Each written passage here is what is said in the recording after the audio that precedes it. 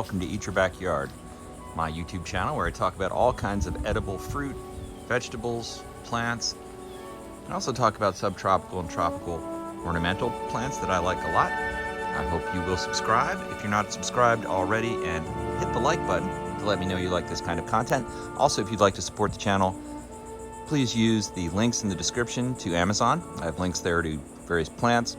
Also have a link there to my eBay store if you'd like to get cuttings and seeds from the backyard. But anytime you use the links on Amazon, that's an affiliate link, so that gives a donation back to the channel at no extra cost to you. Let's get started in our new series, installing food systems in your backyard. How to install a banana system, a banana machine, an organic banana machine in your backyard. And in order to get you there, I'm going to divide this video into a few sections. The first section, I'll talk about my background growing bananas on a small barrier island near the ocean, which is a fairly hostile environment for bananas. Then I'll give you some tips on what I have learned while growing them, based on the core permaculture concept of observe and interact. Then we'll look at some examples around the yard where I have them growing now, as well as some small plants, some recently planted plants, and some fully mature fruiting plants. And then at the end, if you are here for the very end of this video, you will get exact, explicit instructions on how to install this system in your backyard for about $50. You can have a consistent harvest of bananas year-round.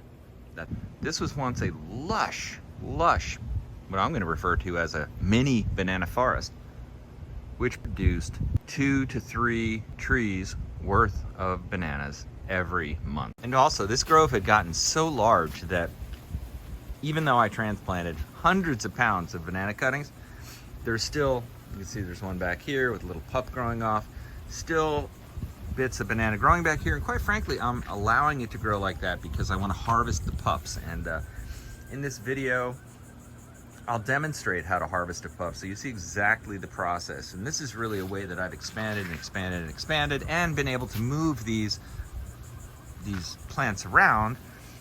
That's been necessary. So it's been primarily those two types of bananas in my yard. Now there are many other types of bananas. And recently I've added a couple different kinds. One is the apple banana, another one is the Orinoco banana. So that's two new introductions to the yard, but I've also hunkered down and committed to two varieties that are definitely winners. And that is the Dwarf Cavendish, the old classic, I know it's gonna do well, and the Musa. Those two have done so well, they produce such great fruit. I'm gonna stick with that with a little bit of experimentation. Now, in the category of bananas I am considering integrating into my banana food system, which is in a transition state. It's going from having a gigantic grove to being, I actually replanted that gigantic grove right here. All these are cuttings. We're all giant bananas I just transplanted. And establishing a grove on the south end of my yard, which I'll show you. I'm considering installing the Grand Nan, that's one variety, and the ice cream banana, those two. So if you know about those varieties, let me know in the comments. But there's so many different flavors and types to play with in the banana arena. You know, that's my background. Now let's get into tips for growing bananas, how to grow them effectively. How to grow bananas. First of all, they like sun. Bananas want full sun. They will grow through an understory, or they'll grow through at the bottom of a banana clump, obviously, to reach up, but they do need sun to produce the fruit. They will do best in a high sun area. Banana tree is more like an onion, or maybe a gigantic grass plant, right? It's hard to call it a tree, but the point is that it's clumping in its nature, and it will send up shoots. It'll send up new pups, new growth. And as you can see, this rather large cutting that gigantic plant I transplanted already is shooting up. Oh, you like that. Don't peck that little pup, okay? That little banana pup right there is getting ready to be another gigantic banana tree. And if you know how to separate these, you can easily and effectively move them around. You want to make sure that they're in full sun and that they have the ability to kind of spread out a little bit, okay, in loose soil. That's the other thing that they like, is loose, well-drained soil. That doesn't mean they want drought conditions. They certainly don't. And if you want fruit to be excellent on a banana, you will need to provide it with water, enough water to make that fruit. You don't want a drought conditioned banana. It will just produce, you know, kind of lousy fruit that is small and not a lot of fruit. Now, when you transplant bananas, when they're gigantic, and it's a testament to their hardiness that you can even do this. Look at the size of this one. I don't know how tall it is, 15 feet tall. Look at the size. See, it's got bananas on it even after transplanting it that big. It's got about half, maybe a little less than half of the bananas that a typical one would normally have, and that's because, you know, I destroyed the roots on it when I transplanted it. Absolutely decimated them. So the fact that it could do this is amazing. Now, I don't just throw them in the ground here and hope they do well. You know, I'm also providing them, like I said, with the sun, the water, the soil conditions that they like. Now, I'm in zone 10A. Not sure what zone you're in, but don't let that stop you. There are viewers of this channel who live in Tennessee and report incredible success growing bananas in Tennessee. There are varieties that do very well. Some of these will do well down below freeze slightly. So, you know, it's really, for me, about finding the variety that is likely to do best, then providing it with those core 3 elements, right? And then a 4th element would be the nutrients. Okay, now what I provide them with is the cold fertilizer of rabbit manure.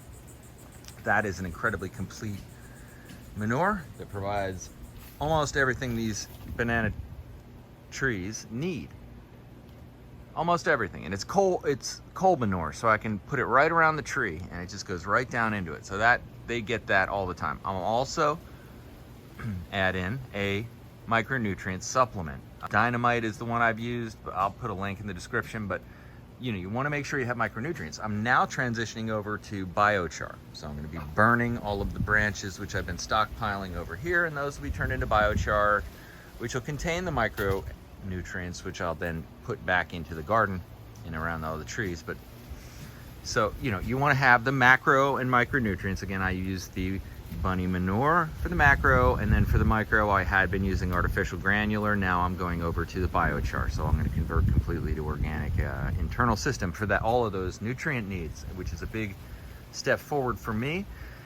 And as we install systems like a banana producing machine in your life, in your yard, in your permaculture food system, we want to think about how these things fit in with each other and how we get to a point where we are self-sustaining. You know, in other words, you don't have to invest a lot of money. It's just kind of a system that has enough momentum, enough energetic momentum and growth in it that it can, with the smallest amount of effort possible, sustain a yield for you and yours. That's something you can absolutely do if you focus on those 4 things. And I would say there's probably a 5th thing, and I claim it's well worth doing, and that is vermiculture. Vermiculture, of course, is using the magic of the worm in your yard. It restores things in the soil that you're not going to get from manure, etc. Having worms in your soil is certainly a sign of a healthy place. The chickens certainly love the worms. I had almost a worm desert back here, and now I have a worm paradise, and I see in the beaks of these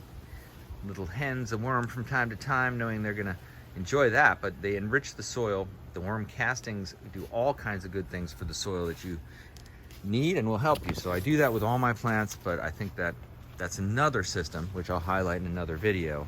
I've highlighted it in another video. You should go check out my worm farm. Okay, so those are really the big areas of how to get a banana grove healthy.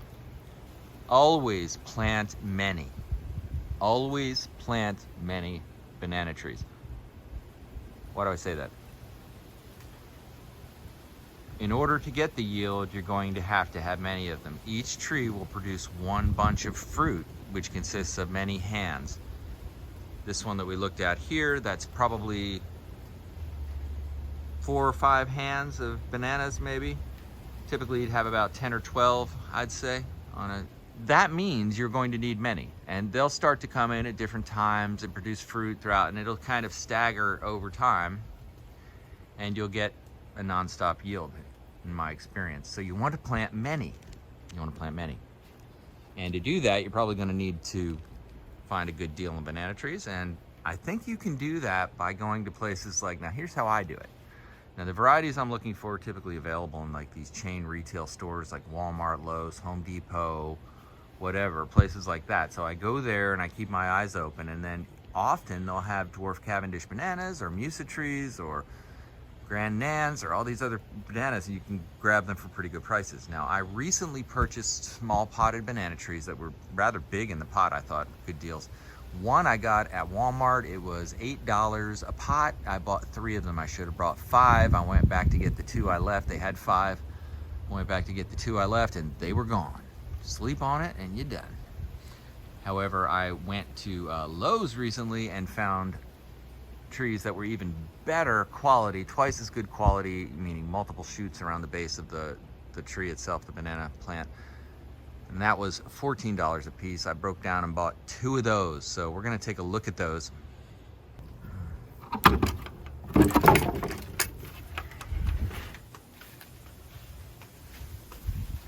can see they're a little bigger than the ones that I had gotten before, but one of the things I really like and look for in banana trees I purchase is the healthy pups already on the plant. And for it to produce pups this small, it is super healthy. And this one actually has 2 pups. There's one right there, and then there's one over on the other side. So I thought these were worth the extra cost for sure.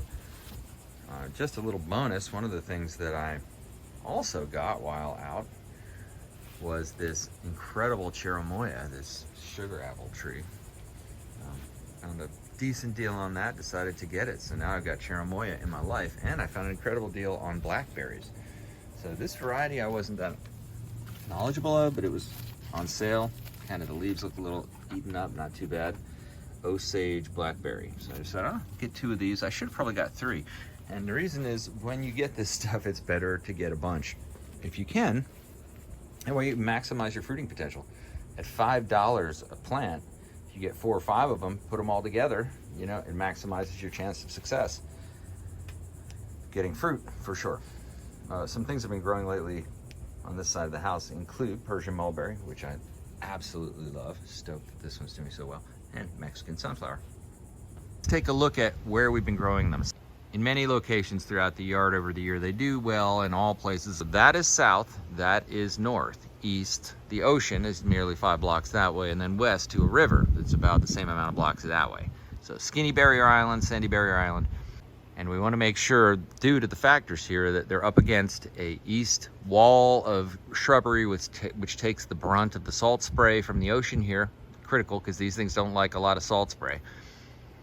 And that they still have that southern exposure. This accomplishes all that. They get a good amount of sun, so right away they've done well, maybe even better than where they were due to the increase in sun. You know, where they were over here behind the old tree fort, they were somewhat shaded for most of the day. Now they are mostly sun most of the day, and you can see they are doing really well. There's no way you're not happy about that banana state being accomplished, and many more coming. Now, I've completely transformed the southern edge of my yard into a banana grove, but I want to be very careful in this instance not to create a shady wall for the southern end of my yard, because I value that sunlight very much. I've got a number of small fruit trees here: soursop, mango, grapefruit, pineapple, and other things that I'm planning on planting that I don't want to have shaded out, and I want to keep that sunlight corridor open. So I've picked the dwarf Cavendish to be the strong player here. These are the trees that I purchased at Walmart, and wow, they look good for $8. I planted 2 of them right in front of this beautiful Jamaican sorrel plant, which, by the way, if you don't know about sorrel, cranberry, hibiscus, edible hibiscus, Florida cranberry, you need to get that in your life. Another video there you can check out in each backyard. Try to leave a link up there in the video or down in the description if you're interested. But look at this one, another one that I planted. Again, now sometimes I'll do this. What I did here was I just, this is very sandy soil. That's the consistency of the soil you can see there. It's just dry sandiness kind of mostly. So I'll just lay potting soil on top of the soil and then water it in. And that seems to work pretty well without having to get into mixing it up, because it's just easier that way. And I think it gets the same benefit. It also almost serves as like a mulch. And here's the third one I planted right here. So I'm basically, if you look at this, I'm filling in this entire corner to be a banana grove. So all along this fence here, I've got various varieties of banana, and when they get larger here, this is going to be quite stunning. But along this wall here, all dwarf bananas, but it's going to be a thick patch of dwarf bananas. Look at this Cavendish. This is my good example of what they look like when they are fully mature and healthy. That's a dwarf Cavendish getting ready to send up its flag leaf, which is going to indicate it's ready to fruit. Then it's going to send out a giant bunch of fruit, which I expect to be full-blown banana power. Meaning when you plant one of these plants, I found that the initial tree usually so amount of fruit production, but then the follow-on pups are usually much stronger and produce a lot of fruit. This was a follow-on pup, so we expect it to go strong. Now, I did kind of violate the rule a little bit by expanding my Musa patch a bit. These are all Musa. I can always move it later, but I decided to put a few of the pups there. Kind of ran out of places. I may push this over this way and just have a patch that kind of extends out this way a bit, but still keep that, because I don't want this thing to block it. This sunlight we're in here is worth so much. Now, one of the things I like to plant within these banana trees, and by the way, we'll look at what the mixing of dwarf varieties with full-size varieties do. You get this syndrome here where you've got dwarf Cavendish bananas on the lower tier, and on the higher tier you have the Musa.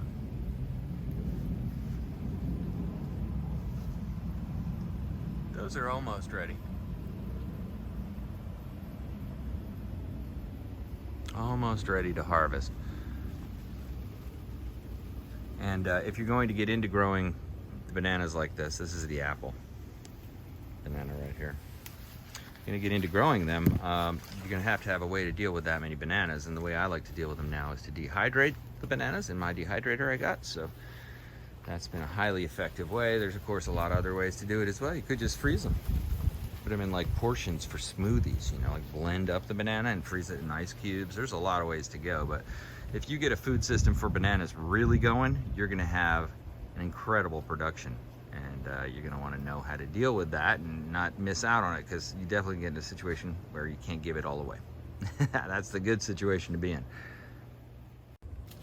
Okay, thank you for staying until the end of the video. I appreciate you greatly. Here's the way to install a system in your yard for 50 bucks. You go to Walmart, get 5 of those $8 banana trees, or go get, 5 $8 banana trees will be $40. Then go buy 1 bag of decent quality, a large bag of potting soil, be about another $8. Just dig holes and mix the dirt that you fill back in with the potting soil. Keep it watered.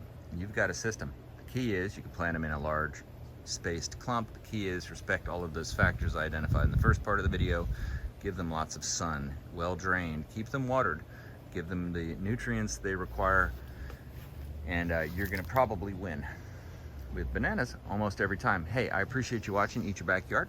Please click the like button if you found this useful. Please subscribe if you're not already. I always appreciate it. I live stream quite a bit, and I always like it when people can jump on. It's more fun that way. Thanks for watching Eat Your Backyard.